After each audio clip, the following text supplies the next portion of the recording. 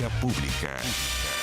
¿Qué tal? ¿Cómo les va? Muy buenas noches, bienvenidos a Vía Pública, como en cada jornada, siempre compartiendo con ustedes en el estelar de las noticias aquí en Canal 24 Horas, mirando lo que pasa en varias aristas de la sociedad, pero también lo que pasa en el ambiente. A esta hora se ha decretado ya una preemergencia ambiental que va a comenzar el día de mañana. Hay restricciones a los vehículos, también restricciones a las personas que quieran realizar algún tipo de deporte, prohibición absoluta de encender cualquier tipo de calefacción a leña aquí en la región metropolitana. Preocupante lo que pasa con la contaminación, con el aire, no solamente en Santiago, sino que también una situación que se está repitiendo en buena parte del sur del país. Osorno, Temuco, Coyhaique, ciudades que tienen también altos niveles de contaminación. Pero hay más noticias que compartimos con ustedes a esta hora y que han marcado este día miércoles porque, por ejemplo, el Ministerio Público informó un aumento de un 28% en los delitos de secuestro en la región metropolitana. Esto solamente durante el primer semestre de este año comparado con el primer semestre del 2024. El fiscal regional de la Fiscalía Metropolitana Sur y también coordinador del equipo contra el crimen organizado y homicidios, conocido como el equipo ECO, Héctor Barros, dio a conocer esta preocupante cifra, explicando además que junio fue uno de los meses más complejos en relación a este tipo de delitos. Fíjese que solamente en la primera semana se registraron 7 secuestros, es decir, hubo un secuestro por día. El persecutor también dio a conocer un cambio en el perfil de las víctimas de secuestro, señalando que las organizaciones criminales ya no solamente están secuestrando a sus rivales de otras bandas, sino que ahora se están enfocando en personas vinculadas a ilícitos como la prostitución y también el tráfico de drogas. Preocupante lo que está pasando en esa materia, también el cambio en las estadísticas de homicidios frente a los secuestros. Crece este tipo de delito, es la alerta que ha levantado el día de hoy el Ministerio Público.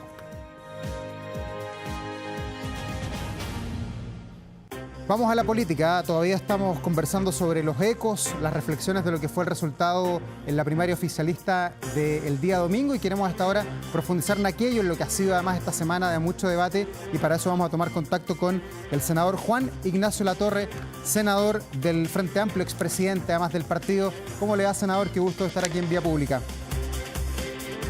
Hola, buenas noches. Mucho gusto. Gracias por la invitación. Bueno, senador, ¿cuánto ha reflexionado desde el domingo hasta ahora sobre los resultados?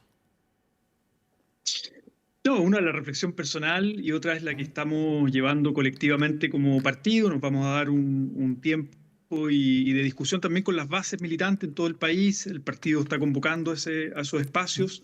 Pero, mire, en la política...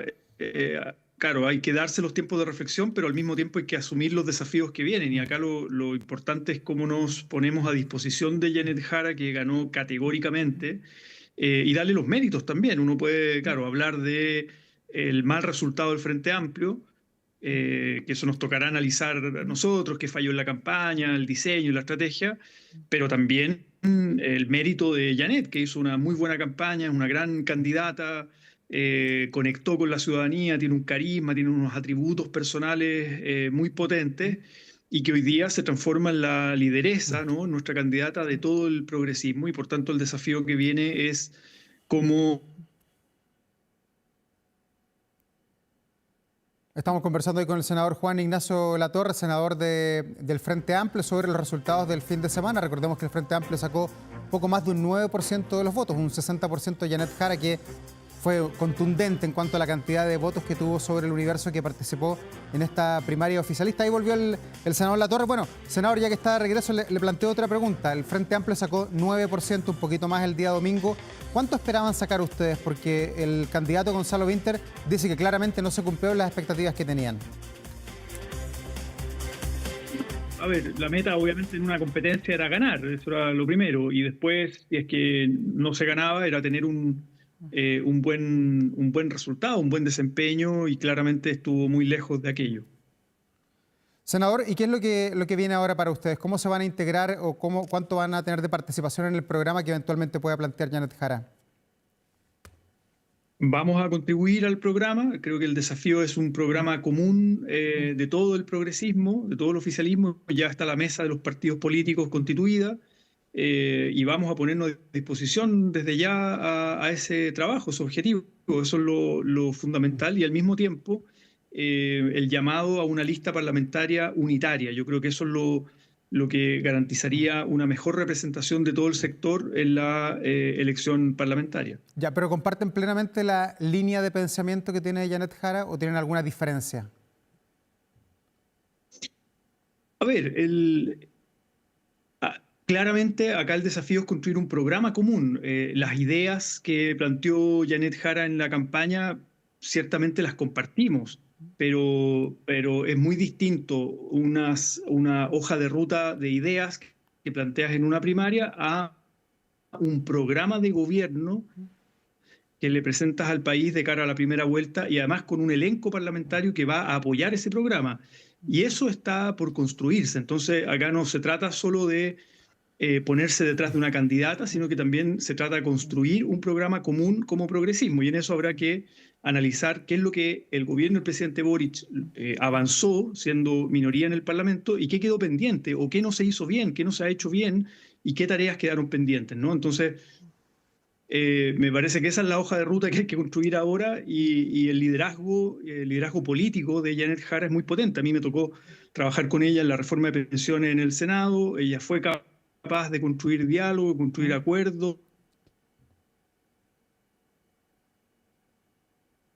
Tenemos ahí claramente un inconveniente en la comunicación con el senador Juan Ignacio Latorre del Frente Amplio, conversando sobre este tema que se ha tomado obviamente el debate político durante la semana. Ahí está de vuelta, senadora, ¿me escucha bien?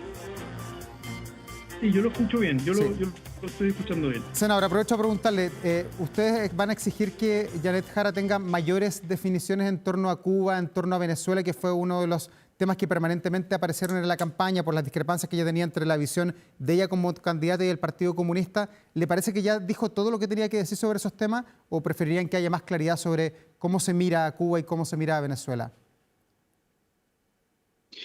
A ver, yo soy parte de la Comisión de Relaciones Exteriores del Senado. De hecho, me encuentro ahora en este momento en la casa del senador Chaguán en una reunión con gente de la comisión. Por eso también estoy con problemas de señal. Pero en el fondo lo que... ¿Aló? Sí, lo escucho. ¿Sí? ¿Me escucha? Sí, lo escucho. Ya. No, le decía que yo soy parte de la Comisión de Relaciones Exteriores y en el fondo nosotros entendemos que la política internacional la lidera el presidente de la República, pero también lidera un programa que es continuidad con una visión de Estado, de que Chile ha tenido permanentemente una tradición de los gobiernos democráticos en Naciones Unidas, en los foros internacionales, que tiene que ver con una política orientada a los derechos humanos, a la paz, al multilateralismo, y en eso hay definiciones que Chile ya ha tomado que me parece hay que seguir profundizando, ¿no? Y en eso, claro, hemos tenido diferencias.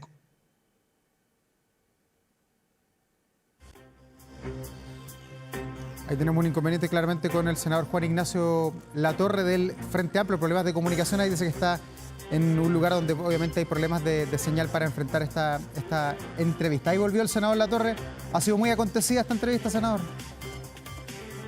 Sí, mire, una infidencia. Estoy en la casa del senador Chaguán, de hecho, en una reunión de la Comisión de Relaciones Exteriores que él nos convocó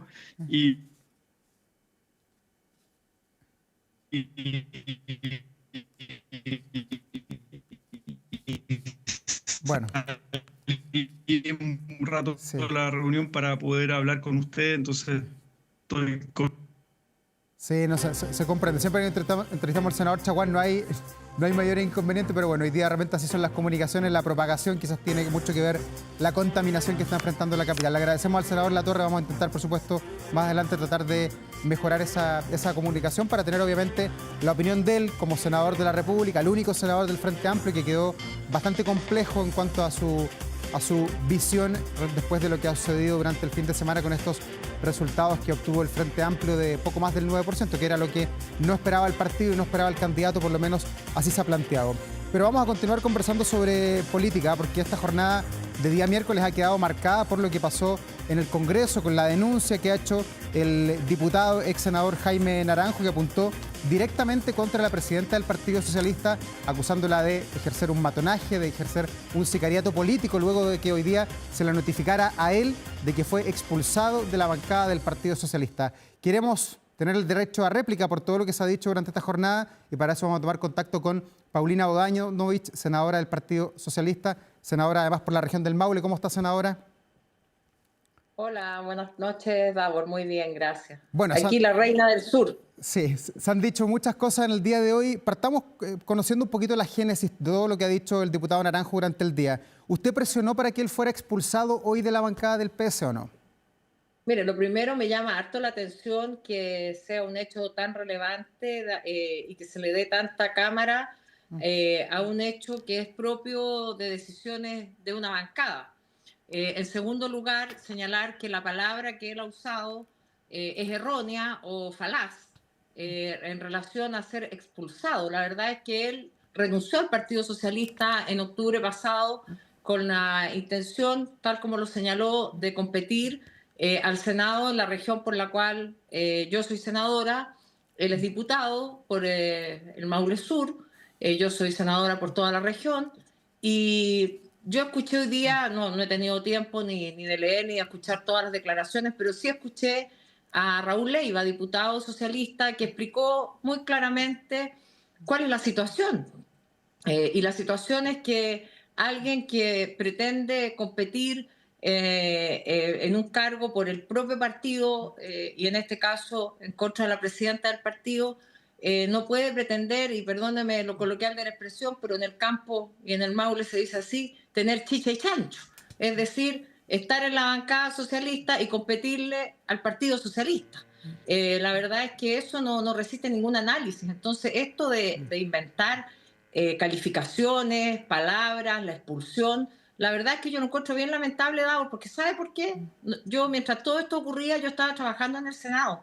Estábamos votando leyes importantes, estábamos votando el Sistema Nacional de Cuidados, que es una ley súper importante. Estábamos votando las llamadas normas de permisología, que también permiten el crecimiento económico. Entonces, mientras yo trabajo en el Senado, como trabajábamos todos durante la tarde, me vi enfrentada a esta polémica de la cual no soy parte, no me interesa ser parte, y he dado esta entrevista no con el ánimo de alimentar algo, sino que simplemente tener el derecho a la réplica, como usted señaló al principio, porque la verdad es que molesta que se le dé tribuna a acusaciones unilaterales infundadas. Sí, lo que pasa, senadora, es que no todos los días uno escucha que un político, alguien del Parlamento, le diga a otro que es un sicario político, que es un matón, como él le dijo a usted en la tarde en una entrevista que hubo aquí mismo en Canal 24 Horas. ¿Usted ha hecho algo en contra del diputado Naranjo? Porque él dice que usted ha hecho varias cosas en contra de él para influir ahí en la zona, es lo que decía en la tarde.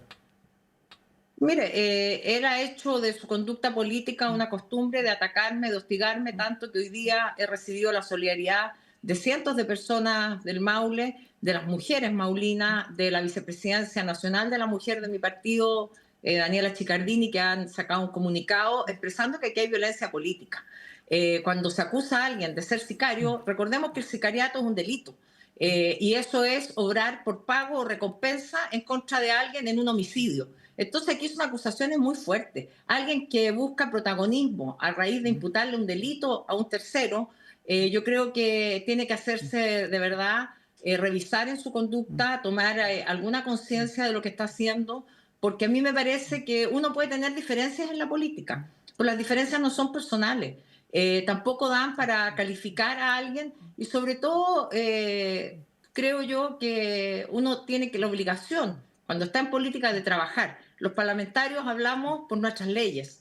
Él ha sido una persona que ha estado en el Parlamento, va a terminar con 20 años de diputado, 8 años de senador. No conozco la gran cantidad de leyes que haya hecho en 28 años. Entonces, yo llamaría a la prudencia y al respeto.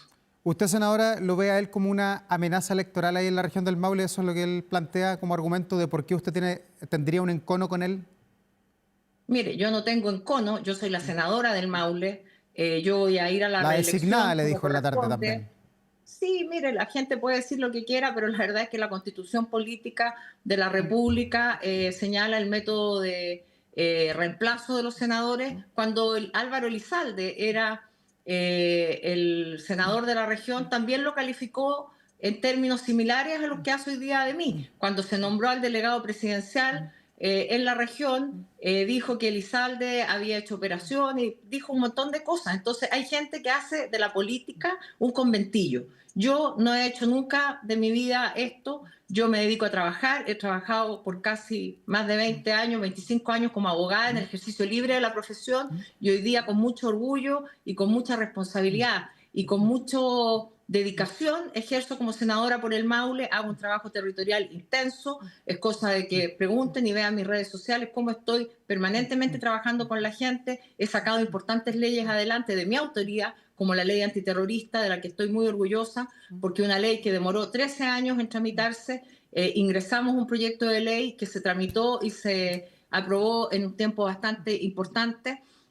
Participé en forma bastante importante apoyando a los pescadores artesanales del Maule en la ley de fraccionamiento de la pesca, y me dedico a la actividad legislativa y territorial con pasión. Así es que yo tengo mi conciencia tranquila, yo no me dedico a andar en peleas chicas, y como le digo, hoy día mientras él daba puntos de prensa victimizándose, nosotros estábamos trabajando en el Senado en temas importantes como los que he señalado, el Sistema Nacional de Cuidados, que aprovecho de felicitar a la ministra Orellana por el impulso que le ha dado a esto, porque ha visibilizado la realidad de miles de mujeres en particular. También hay hombres, por cierto, que se dedican a los cuidados de sus hijos, de sus padres o de otras personas y que no tienen ningún apoyo estatal. Esos son los temas que a mí me motivan para la política, así como me dediqué a la defensa de los trabajadores y trabajadoras durante toda mi vida profesional. Hoy día también me dedico a la defensa de los derechos de las personas desde la posición que tengo en el Parlamento. Ya, senadora, pero se equivocó en la tarde usted con sus declaraciones de decir que el diputado Naranjo tenía que jubilar, que estaba en edad de jubilar, pensando que usted en el PS, que es la presidenta, tiene un senador como José Miguel Insulza que tiene 82 años y que va a la reelección. ¿Qué queda para él si está mandando a jubilar al que tiene 74? José Miguel Insulza es una persona que es respetuosa, que es caballero, que no anda amenazando ni anda mintiendo.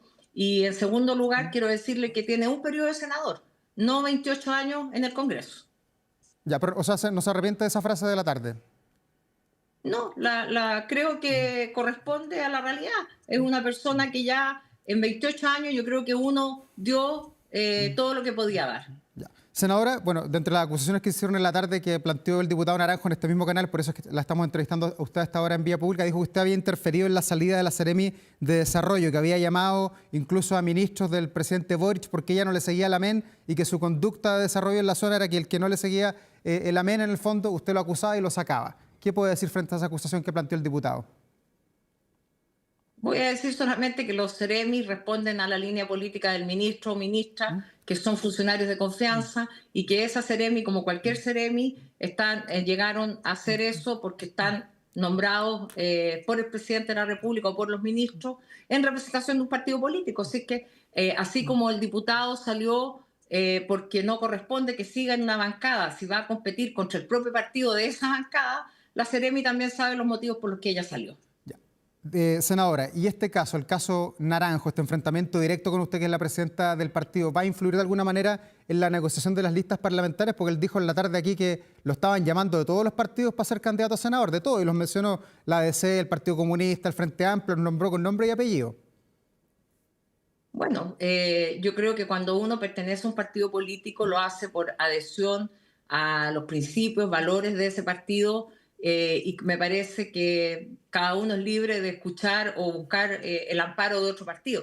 La verdad es que yo estoy negociando como presidenta del partido para todo el país, lo hago con conciencia, como lo hice anteriormente en la elección municipal, no lo hago por animadversión, ni por los amigos o por los que son menos amigos. Lo hago pensando en que nuestro partido representa a una parte importante de la población, tiene un voto importante. Nosotros somos el partido que tiene más alcaldes en Chile, más gobernadores y más concejales, de manera tal que con ese criterio voy a seguir la negociación y no con criterios personales ni animadversiones. Ya, o sea, ¿usted descarta exigir que un partido lleve o no lleve a diputado Naranjo a la senatorial como candidato? Es que mire, yo no me puedo hacer cargo de toda la fantasía que tiene el señor Naranjo. ¿Cuál es la fantasía? Todas estas acusaciones que hace.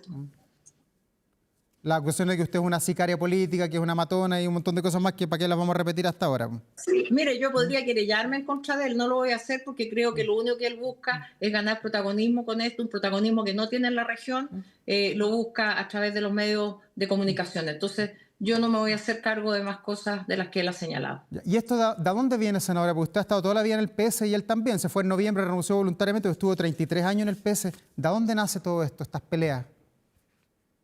Bueno, pregúntenle a él. Yo la verdad es que yo me dedico a trabajar, a ser senadora de toda la región del Maule y a hacer mi trabajo legislativo y como digo, he dado cuenta de él en los 2 años que llevo como senadora. He tenido bastantes aciertos legislativos, bastante trabajo. En la Comisión de Seguridad hemos aprobado 70 leyes, soy autora, como dije, de la ley antiterrorista, que es una ley bastante compleja, y he defendido temas muy importantes en este poco tiempo que llevo. ¿Cómo queda la imagen de los políticos del Congreso, del PS, después de esta pelea que seguramente mañana va a estar en la portada de los principales diarios? Bueno, él no es socialista. Ex socialista, pero es un senador contra un diputado, dos personas de la clase política. Yo no estoy en contra del diputado, el que amenaza, el que miente y el que me califica a mí de cometer delito es él. Así que yo creo que las cosas hay que tomarlas de quien vienen y como le digo, yo estoy muy tranquila con mi desempeño legislativo, territorial, con el trabajo que hago como presidenta del partido, que es bastante arduo y que hago con harta dedicación. Puede dar cuenta de eso, además, la excelente votación y contundente votación que tuve como presidenta del partido en enero pasado, donde la inmensa mayoría de mi partido me dio un tremendo respaldo y yo estoy muy agradecida y orgullosa de aquello porque quienes me conocen y el partido sí me conoce, hago un trabajo territorial importante, con mucho afecto, me dedico a mis bases, a recorrer el país, a estar con la gente y no solo de mi partido, tengo el aprecio y el reconocimiento de muchas personas, militantes, trabajadores, miembros de otros partidos que me hacen llegar su afecto y solidaridad en momentos como los que hemos vivido hoy día, que yo lamento mucho porque finalmente, como le digo, Davor, los parlamentarios debiéramos hablar a través de nuestras leyes y no hablar sin fundamento. Y esta decisión de sacarlo de la bancada, él ocupa la palabra expulsión, ¿fue avalada por todos quienes hoy día están dentro de la bancada del Partido Socialista y en la Cámara de Diputados o hay alguien que no le haya parecido esto? Yo no estaba presente cuando tomaron esa decisión, entiendo que fue por unanimidad, así escuché las declaraciones que hizo el diputado Raúl Leiva y él explicó muy claramente cuál era la posición de la bancada, por lo tanto, como le digo, yo no estaba presente, así que no puedo saber aquello, pero sí escuché a Raúl Leiva que señaló que había sido una decisión unánime. Ya, pero entonces para clarificar, senadora, usted nunca pidió la expulsión de Jaime Naranjo, fue una decisión de los parlamentarios, eso me está diciendo. Sí, ellos tomaron la decisión hoy día, después del almuerzo. Yo me retiré del almuerzo y después, cuando habían pasado 3 horas de esto, me señalaron que Naranjo había dado unas declaraciones. Como le digo, yo estaba trabajando, estaba en el hemiciclo y no tuve conocimiento de las declaraciones hasta ese momento. Ya, pero usted no presionó a ningún diputado para que ponga el tema, para que lo eche, no sé, el diputado Santana, el diputado Ilavaca, el diputado Manucheri, la diputada Chicardini. Mire, si yo hubiera querido hacer esto, por supuesto, a lo mejor lo habría hecho mucho antes, porque el diputado renunció en octubre. Quiero recordarle que cuando renunció en octubre, también señaló que había una crisis dentro del partido, crisis que no existía, tanto no existía que yo fui reelegida con una cantidad de votos abrumadora, quiero decirle, Daur. Entonces, la verdad que repito, con ventilleo, a mí me da un poquito de vergüenza, de pudor, que la gente haga un hecho o transforme esto en un hecho político, una decisión que autónomamente ha tomado la bancada, la mesa directiva de mi partido también ha sacado una declaración ratificando y respaldando la decisión autónoma de la bancada y solidarizando con mi condición en tanto víctima de violencia política, porque yo creo que acusar a alguien de que es sicario es violencia política. Senadora, más allá de este episodio que está allí, se podrán sacar muchas conclusiones, usted misma las sacará más adelante. Quiero preguntarle por esta semana, contar de los resultados del día domingo. El socialismo democrático obtuvo un 28%, claramente no es lo que esperaban. ¿Cómo ha vivido estas 72 horas? ¿Cómo está el PS? ¿Cómo está usted, además que es la presidenta del partido? ¿Siente algún grado de responsabilidad en la derrota de Carolina Toá? El Partido Socialista se la jugó al 100%. En la región del Maule fui yo la que impulsó la campaña de Carolina Toá desde el Partido Socialista. Estuvimos en las calles todos los fines de semana, las actividades eran programadas y llevadas a cabo por nuestro partido, y así como en el Maule, también lo fue en el resto del país, con todos nuestros mandatarios desplegados, alcaldes, parlamentarios, gobernadores. De manera tal que desde el Partido Socialista nosotros hicimos todos los esfuerzos que correspondían. Ella era nuestra candidata, recibió todo nuestro apoyo y, por supuesto, habríamos esperado otro resultado. Ahora, hecho eso, y parte de esa evaluación fue la que hicimos hoy día en el almuerzo con los diputados, fue en el fondo también ponernos hoy día a disposición de la candidatura única, que es lo que corresponde. Janet Jara es una muy buena persona, en primer lugar.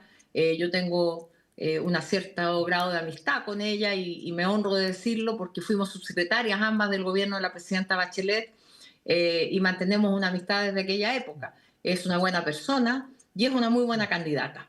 Así es que creo que tenemos la posibilidad cierta de poder competir, de llegar a segunda vuelta con ella. Así es que vamos a poner todo nuestro esfuerzo, y quiero decirle que todos nuestros diputados y diputadas hoy día manifestaron esa posición de apoyar la candidatura territorialmente, de salir con nuestro proyecto político, porque este no es un proyecto de ella ni de un partido, sino de todos los partidos, tal como ella lo expresó en la reunión que estuvimos todos los presidentes en el día de ayer en su sede.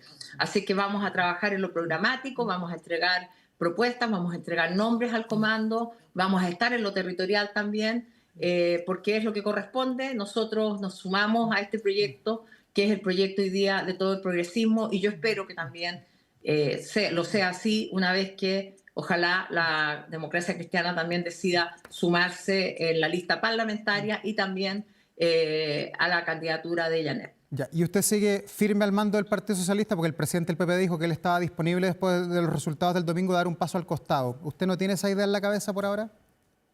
No, porque nosotros tenemos una evaluación distinta. La vamos a hacer también pausadamente dentro de lo que corresponde, que es nuestra comisión política del día viernes, pero estamos tranquilos de haber puesto todos nuestros esfuerzos en la campaña de Carolina Toá. ¿Va a poder Janet Jara conquistar a la democracia cristiana, que se ve bastante esquiva, por lo menos en la voz del presidente del partido, Alberto Undurraga? Bueno, creo que tenemos hoy día la obligación, todos desde el progresismo, de pensar en lo que sea mejor para nuestro país, para mantener aquellos derechos que hemos conquistado a lo largo de tantos años. Somos partidos, el Partido Comunista, el Partido Socialista, los partidos más antiguos del país, junto con el Partido Radical. Tenemos una historia común de haber trabajado siempre en coalición, de buscar constituir mayorías, y hoy día se hace más necesario que nunca tal vez aquello en orden a hacerle frente a esa ultraderecha que es una amenaza para la conquista de los derechos de las mujeres, de las personas en materia de derechos sociales, en las jubilaciones. En fin, creo que es un momento político de unidad. Lo vamos a plasmar así, lo dije la noche del triunfo de Janet: unidad presidencial, unidad parlamentaria y unidad programática. Esos son los tres ejes con que el Partido Socialista está puesto en la campaña actual de nuestra amiga y compañera Janet Jara, y vamos a seguir trabajando de esa manera. Senadora Paulina Bodanovich, muchas gracias por esta entrevista. Ha sido un día bastante intenso para usted, así que le agradecemos la gentileza de conversar con Vía Pública hasta ahora. Todos los días son muy intensos, Raúl. Que esté muy bien. Buenas noches. Gracias. Buenas noches. Chao, buenas noches. Vamos a continuar con otro tema que es bastante interesante, que está en la discusión también en el Congreso, y que tiene que ver con el financiamiento de la educación superior. ¿Hay que terminar o no con el CAE? ¿Cuál es la reforma que viene? ¿Cómo va a afectar esto a los estudiantes y también a las universidades? Lo conversamos de inmediato con nuestro invitado, Santiago González, rector de la Universidad Central, además presidente de la Corporación de Universidades Privadas. ¿Cómo le va, Santiago? Qué gusto de tenerlo por aquí. Hola, Davor, buenas noches, muchas gracias por la invitación. Bueno, esto se estaba discutiendo en la Cámara de Diputados, en la Comisión de Hacienda. Se ha decidido aplazar la discusión, se bajó de suma urgencia a urgencia simple. ¿Es bueno aplazar la discusión, escuchar un poco más quizás? Yo creo que sí, yo creo que es bueno porque ya pasamos la Comisión de Educación, donde hicimos los planteamientos respecto de este proyecto, y yo diría que los planteamientos que hicieron las universidades no fueron escuchados.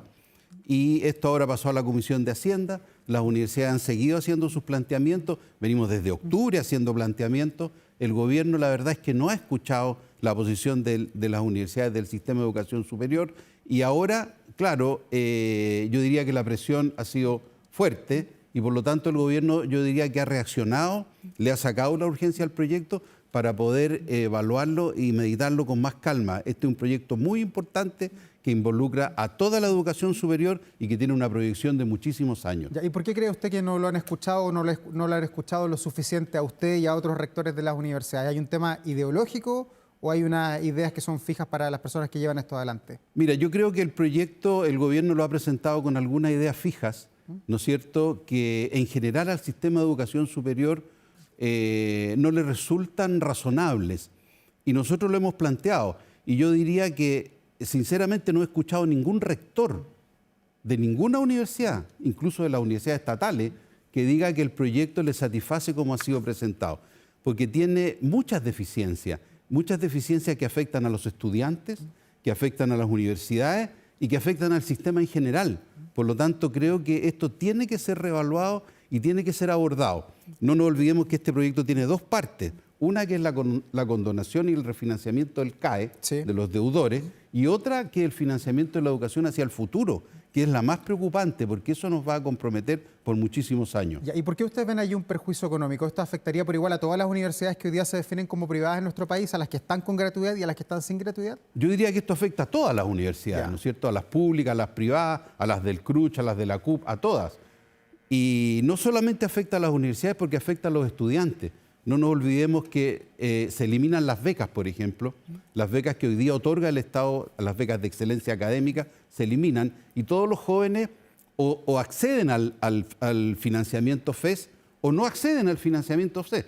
Y tampoco se puede acceder a una parte del financiamiento. Ahora, cuando un estudiante entra al financiamiento FES, está obligado a pagar un porcentaje de su renta por 20 años. Y en algunos casos, y dependiendo de la renta de los estudiantes, el monto que van a pagar los estudiantes excede el valor de la carrera. Por lo tanto, ese es un aspecto que nosotros creemos que hay que regular. A los estudiantes no se les puede cobrar más de lo que el Estado financió por la carrera.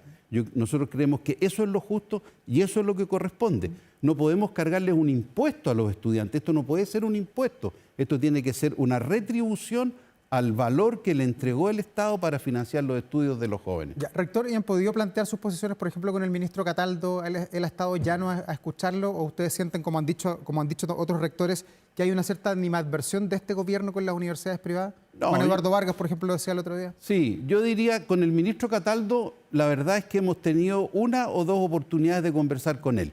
Con el que hemos conversado es con el subsecretario Orellana. Con él hemos tenido interacción. Pero la verdad es que hemos hecho nuestros planteamientos desde hace muchos meses, lo hemos hecho por escrito, lo hemos hecho verbalmente, pero hasta el momento no ha sido recogida, ¿no es cierto?, las observaciones. Esperamos que ahora... ¿Y en el Parlamento sí? Yo diría que sí, yo diría que hay algunos sectores, algunos parlamentarios que han hecho indicaciones, pero las indicaciones no han sido acogidas, ¿no es cierto?, y finalmente el proyecto ha seguido adelante tal como se planteó en un principio. Y eso es extremadamente grave, porque aquí lo que va a ocurrir es que el proyecto finalmente no se va a aprobar. Entonces nos vamos a quedar con el crédito CAE y no vamos a tener un sistema de financiamiento moderno para la educación superior y eso es lo que nos preocupa. ¿Y hay algo que se destaque, que se recoja de este financiamiento de la educación superior, que además lo publicitó bastante el presidente Boric en su última cuenta pública? ¿Hay algo que les guste o habría que hacer, desde el punto de vista de ustedes, todo de nuevo? Mira, yo creo que la parte del financiamiento del CAE, de los deudores del CAE, eso es algo que se puede rescatar. Ahí hay una buena propuesta, ¿no es cierto?, para los jóvenes que están endeudados hoy día, a los que no están pagando, para poder recuperar de alguna forma esos recursos, ¿no es cierto?, para poder aplicarlo a crédito futuro. Yo creo que esa parte es algo que se puede rescatar. La preocupación y lo que nosotros creemos que no está bien es lo que se está proyectando hacia adelante. Eliminar las becas, cobrar, ¿no es cierto?, durante 20 años un porcentaje de la renta a los estudiantes, eliminar el copago. Eso es un golpe muy grande para las universidades, para las públicas y para las privadas. Escuchábamos ayer al presidente del CRUCH, que hacía mención de esto en la Comisión de Hacienda.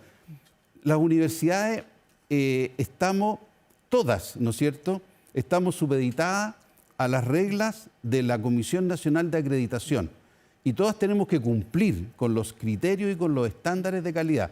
Si nos restringen los recursos, si el copago se elimina, si sacamos a la familia del financiamiento de una pequeña parte de la educación superior, la calidad se va a resentir de todas maneras y eso es muy malo para los jóvenes, para los estudiantes. Ya, pero pensando, rector, que muchas cosas no pueden quedar al mercado o al libre albedrío del mercado porque vemos que hay distorsiones en varios sectores de la economía en nuestro país. Por ejemplo, ¿por qué les molesta la limitación de los aranceles, que he escuchado que también está en el planteamiento? Porque los aranceles disminuyeron. Los aranceles de gratuidad para las universidades privadas disminuyeron. Y la ley establece, ¿no es cierto?, que el Estado tiene que financiar aranceles de gratuidad de acuerdo a los costos reales que tienen las carreras para entregar una educación de calidad. Y eso no se está cumpliendo. El sistema que se usó para determinar los aranceles, los indicadores, las variables que están incorporadas en el sistema, en las ecuaciones, perjudican claramente a las universidades privadas disminuyéndole los aranceles. Y esos aranceles, que son los aranceles regulados, son los aranceles que se van a aplicar probablemente, y lo más probable es que así sea, en el financiamiento CEFES. Entonces, por un lado tenemos una disminución de aranceles y por otro lado tenemos la eliminación del copago. Entonces, ¿cómo la educación superior va a salir adelante si le restringimos los ingresos por todos lados? Ya. Rector, y después de esto, si es que se aprobara, esto está recién en comisión, le queda mucho camino todavía por recorrer, probablemente va a cambiar el Parlamento entre medio. Así como está planteado, ¿qué pasa con la capacidad de investigar que tienen hoy día las universidades, de generar estudios, de vincularse con el medio? Mira, ahí yo creo que hay que hacer una gran diferencia. A ver. Las universidades del CRUCH tienen recursos estatales que son aportes fiscales directos. No estamos hablando de pocos recursos, estamos hablando más o menos de 400 millones de dólares al año. Ya, es bastante. Esos recursos ellos lo ocupan para desarrollo, para investigación, para innovación. Las universidades privadas no tenemos esos recursos, las que estamos fuera del CRUCH. Por lo tanto, ahí hay un gran desequilibrio, ¿no es cierto?, y una gran inequidad en el sistema. Y eso es algo también que debería regularse de buena forma, porque aquí al final los perjudicados son los estudiantes, no las universidades. Pero ustedes pueden postular a proyectos también. Sí, pero estamos hablando de aportes fiscales directos. Los 400 millones de dólares que reciben las universidades del CRUCH no son contra proyectos, son directamente que se los transfiere el fisco. Ahora nosotros no... ¿Y eso por qué debería estar malo si son universidades del Estado? Es que no son solamente las del Estado, son todas las del CRUCH. Son las del Estado y las privadas del CRUCH, ¿no es cierto?, que son tan privadas como nosotros. Como la Santa María, la Santa María, la de Concepción, la de Valparaíso. Entonces, claro, ellos tienen una trayectoria y la ley del año 82 consideró esto. Nosotros no nos oponemos a que el fisco los apoye con eso. A lo que nos oponemos nosotros, porque el fisco no nos apoya a nosotros también, que también tenemos estudiantes, que manejamos el 50% de los jóvenes en la educación superior y que además nos hacemos cargo de los estudiantes vulnerables, porque eso también tenemos que decirlo. Los jóvenes vulnerables, las familias de escasos recursos, estudian en las universidades nuestras, no estudian en la Católica, no estudian en la Chile. Ahí van los jóvenes, ¿no es cierto?, de los buenos colegios. Nosotros nos hacemos cargo de la movilidad social. Por lo tanto, el Estado, ¿por qué no nos puede apoyar a nosotros también? ¿Y usted qué quisiera? ¿El mismo escenario que tiene hoy día la Chile, la Católica, para acceder a financiamiento? Bueno, yo creo que todas las universidades deberían tener el mismo trato. Todas deberían tener el mismo trato porque todas educamos a jóvenes chilenos. Si aquí no hay una diferencia. Y además, otro muy importante, Davor, todas nos sometemos a los mismos criterios y estándares de calidad. Y la diferencia es que nosotros lo hacemos sin esos recursos y las universidades del CRUCH lo hacen con esos recursos. Y eso también es una gran diferencia. Entonces ahora, nos bajan los aranceles regulados y si nos van a someter a un financiamiento de la educación superior sin copago, ahí vamos a estar en un problema muy, muy serio en el sistema de educación superior de nuestro país. Por lo tanto, yo creo que es bueno que a este proyecto se le haya quitado la urgencia, se reflexione, se hagan indicaciones y salga un proyecto que pueda durar 30 o 40 años. A propósito del sistema de educación, si esto se aprueba, ¿cómo va a avisar usted el funcionamiento de la educación superior en 5 o 10 años más? ¿Si esto se aprueba? Si esto se aprueba así, tal como está. Yo veo que va a ser muy, muy mala el futuro de la educación superior en ¿Pero Chile. que los va a llevar a la quiebra algunos? Yo diría que hay universidades que probablemente no van a poder soportar una disminución tan importante de sus recursos. Y si disminuyen sus recursos, no van a poder tener los estándares de calidad, no van a poder acreditar y van a perder, ¿no es cierto?, su acreditación y por lo tanto lo más probable es que tengan que desaparecer. Y eso nosotros creemos que no es bueno. La educación superior tiene que ir creciendo, se tiene que ir desarrollando, tiene que ir mejorando, se tiene que ir sofisticando, se tiene que ir complejizando. No podemos tener políticas públicas que eliminen universidades por falta de recursos. Ya, pero ¿no los empujaría quizás a hacer mejor gestión? Con menos recursos, quizás ingeniárselas para que funcione mejor el sistema. Bueno, en ese tema yo diría que las universidades privadas nos destacamos. Nosotros hacemos buena gestión y no tenemos aportes fiscales directos. Y hacemos buena gestión. Y si usted ve, Davor, cuáles son las universidades que están con problemas económicos hoy día, no son las universidades privadas, son las universidades estatales, las que están con problemas económicos, las que están con alto endeudamiento. Por lo tanto, si queremos mirar la gestión, miremos la gestión de las universidades estatales primero y después preocupemos de la gestión de las universidades privadas. Ya, pero usted dice que no hay capacidad para ajustarse a menores ingresos, ¿o sí la hay? Yo creo que va a ser muy difícil. Ya. Muy difícil. ¿Y hay qué universidades ve que pueda tener algún tipo de riesgo? Ahí no me puedo pronunciar. Usted representa una, claro, pero... Ahí no me puedo pronunciar, pero yo le diría que la Superintendencia de Educación Superior debería tener una opinión en esto. La Superintendencia de Educación Superior, una de sus obligaciones es velar por la estabilidad económica y financiera del sistema. Ellos tienen esa obligación. De hecho, todas las universidades que han entrado con problemas económicos, la superintendencia ha accedido a ella para aprobar los planes. Por lo tanto, ellos deberían tener una opinión sobre esto. Deberían decir, mire, ¿qué pasa con el sistema si se aplica este proyecto de financiamiento de la educación superior? ¿Cuántas universidades van a poder seguir adelante y cuántas no van a poder seguir? Y eso es grave, eso es grave. La superintendencia debería tener una opinión sobre eso. Por lo tanto, yo no voy a decir que universidades podrían verse afectadas. Lo que sí puedo decir es que van a haber universidades que se van a ver afectadas. La superintendencia hace un informe anual sobre esto, entre paréntesis. Por lo tanto, ellos conocen perfectamente cuál es la realidad de todas las instituciones de la educación superior. Además, información pública. Ya, pero, Santiago, ¿se puede llegar a algún proyecto o alguna idea que compatibilice bien lo que ustedes plantean y lo que plantea también el Estado?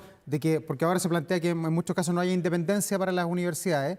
¿Se puede llegar a algo que tenga un techo de arancel, pero que no los llegue a afectar a ustedes, por ejemplo?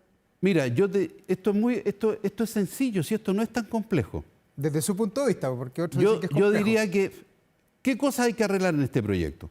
Los estudiantes tienen que pagar los estudios que les financió el Estado, de acuerdo a sus ingresos, ¿no es cierto? Pero no más que eso. O sea, yo no le puedo pedir a un joven que estudió que pague 2 veces su carrera. Eso no nos parece bien. ¿Que esa distorsión se da hoy día actualmente? Se da hoy día. Con los créditos Corfo, con el CAE. Se da. Con el FES se va a dar. Hoy día el CAE usted paga lo que le prestó el fisco, pero con el FES va a pagar más de cuando tiene un nivel de ingreso mediano. Si usted tiene un ingreso bajo, no va a pagar más. Pero se supone que los profesionales los estamos formando para que salgan al mercado y puedan ser exitosos, no para que no sean exitosos. Eso hay que arreglarlo. Después el copago hay que mantenerlo. Esa es una participación de la familia. Estamos hablando del decil 7, 8 y 9. Eliminar el copago, ¿no es cierto?, sacar a la familia del financiamiento de la educación superior es malo para los estudiantes y es malo para las universidades. Eso también hay que mantenerlo, porque eso estabiliza el sistema y porque además que las universidades dependan en un 90% del financiamiento estatal es extremadamente peligroso, porque le quita autonomía a las universidades. Usted no puede tener un sistema de educación superior donde el 90% de los recursos los financia el Estado, porque puede ocurrir que el Estado en algún momento no tenga recursos para eso o no quiera financiar a las universidades. Entonces las universidades van a empezar a perder autonomía. Santiago González, rector de la Universidad Central, presidente de la Corporación de Universidades Privadas. Muchas gracias por estar acá, qué gusto de tenerlo aquí en Vía Pública. Muchas gracias, Davor, por la invitación, muy amable. Que le vaya bien, buenas noches. Gracias. Y nosotros vamos a la pausa, así que ya estamos de regreso aquí en Vía Pública, Canal 24 Horas.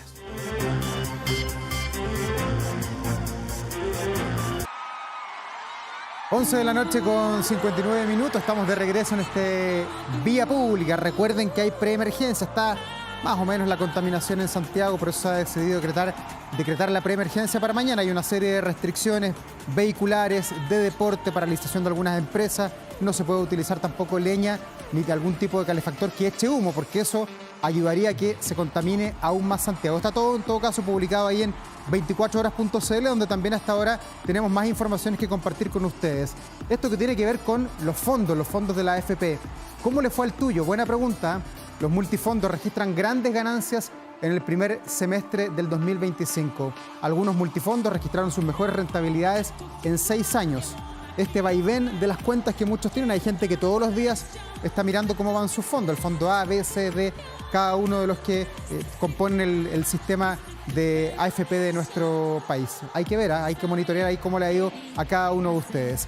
Veamos cómo está Santiago a esta hora. La verdad es que fue un miércoles bastante amable en nuestra capital, no hubo bajas temperaturas, en la tarde incluso hubo temperaturas sobre los 20 grados y mañana al parecer se va a repetir la tónica, con mañanas heladas, porque claro, 5 grados no es mucho, pero van a ser distintas a las del fin de semana donde Santiago anduvo con temperaturas bajo cero. Hacia el viernes aparecen algo de nubes, pero en todo caso podríamos decir que estamos viviendo un veranito de San Juan en medio de este invierno que ya se siente principalmente en la zona sur de nuestro país, con nieve y con temperaturas bajo cero ahí en los ríos, los lagos, la región de Aysén, para qué decir Magallanes.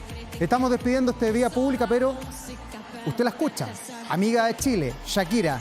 No hace mucho estaba desatada una verdadera locura por Shakira en Chile y sus 3 conciertos en el Parque Estadio Nacional.